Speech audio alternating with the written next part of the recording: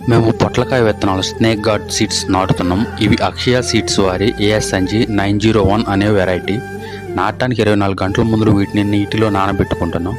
విత్తనాలు నానబెట్టడం విత్తన శుద్ధి చేసి ఉంటే ఆ ఫారంలో మొత్తం పోయి ఉంటుంది.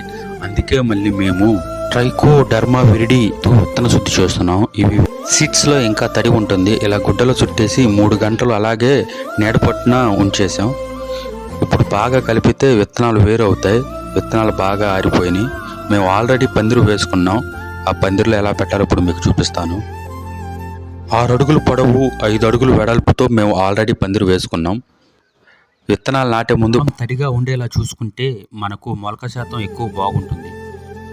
అంగుళం లోతులో బెజ్జం వేసి మనం సీడ్స్ నాటితే ఎలాంటి కీటకాలు సీడ్స్ని పాడు చేయకుండా ఉంటాయి. నెక్స్ట్ వీడియోలో మొలకెత్తిన తర్వాత మొదట ఏ మందు పిచికారీ చేయాలో చూపిస్తాను. ప్లీజ్ లైక్ చేయండి.